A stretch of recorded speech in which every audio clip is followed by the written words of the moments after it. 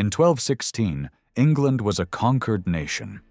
A French prince sat in London. French banners flew from English castles.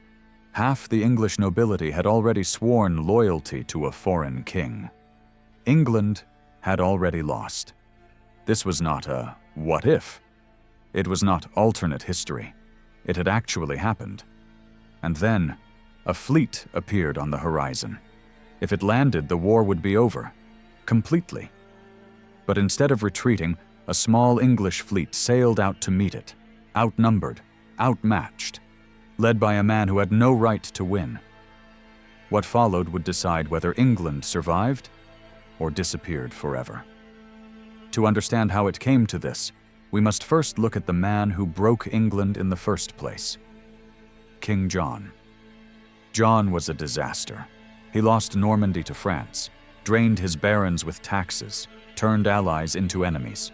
By 1215, his own nobles had had enough. They forced him to sign the Magna Carta, a document meant to limit his power. But it changed nothing. Within months, John ignored it completely. The barons made a decision that sounded unthinkable. If their king would not rule, they would replace him. And they didn't look in England. They looked to France. They chose Louis VIII. In 1216, he invaded. England didn't fight back. Cities opened their gates. Barons switched sides. Even London welcomed him. By the time John died later that year, sick, broken, defeated, Louis controlled half the country. He was already calling himself king, and the rest seemed only a matter of time. But John left behind a son, a 9-year-old boy named Henry III, and around him were men who refused to surrender, led by one man, William Marshal. He was in his 70s, at a time when most men didn't live past 40. He had served 5 kings and was still considered the greatest knight in Europe. When he took control as regent, he made a bold move. He reissued the Magna Carta, the same document John had betrayed. Suddenly, everything shifted. Barons who had defected began to return. Support slowly moved back to the English crown. For the first time in months, England had hope. But hope alone was not enough. France still controlled the sea. Every week, ships crossed the channel, bringing soldiers, weapons, and money. As long as that continued, England could not win. The war moved to the sea, and the man chosen to stop it was Hubert de Burgh. He wasn't famous, but he understood the stakes. If the next French fleet landed, England was finished, and that fleet was already coming. In August 1217, a massive force set sail, led by a dangerous man, Eustace the Monk, a pirate, a mercenary, a traitor. The man trusted to deliver England to France. His ships carried everything needed to end the war.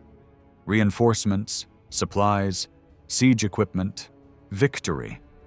By every logical standard, Hubert de Burgh should have avoided the fight. His fleet was smaller, weaker. He didn't care. He chose to attack. On August 24, 1217, the French fleet entered the waters off Dover. Heavy, slow, confident. De Burgh moved to intercept. But instead of attacking head-on, he sailed past them, upwind. That single decision changed everything. Now the English had the advantage. The wind was behind them. Their ships were faster, more maneuverable. Then the attack began. English crossbowmen fired, not at the men, but at the ships. They targeted the rigging. Ropes snapped, sails collapsed. French ships drifted helplessly, and then came the final blow. Quicklime. Clouds of burning powder were thrown into the air. The wind carried it straight onto the French ships, blinding them, choking them, breaking them. Panic spread instantly. Men clawed at their faces. They could not see, could not fight. And that was when the English closed in. They boarded the ships. What followed was not a battle. It was a massacre. French soldiers were cut down where they stood. Others threw themselves into the sea, only to drown under the weight of their armor. Then they found him, Eustace the Monk, hiding below deck, the man trusted to win the war, now begging to live. He offered money, everything he had. It didn't matter. He was dragged onto the deck and executed. With their commander dead and their fleet shattered, the French forces collapsed. The supply line was gone. The advantage was gone. And just like that, the war was over. When the news reached Louis VIII, he understood immediately. Without reinforcements, without supplies, without support, his position in England was impossible. Within weeks, he entered negotiations. In September 1217, he abandoned his claim to the English throne. His forces withdrew. England was free. A country that had seemed completely lost was saved.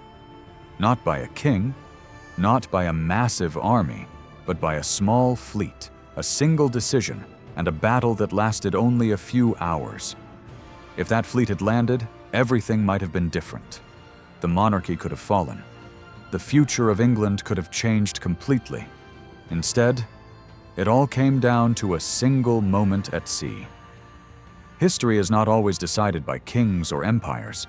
Sometimes, it comes down to one decision, one moment, one battle that almost no one remembers. And there are more stories like this. If this one surprised you, subscribe, because the next one might be even bigger.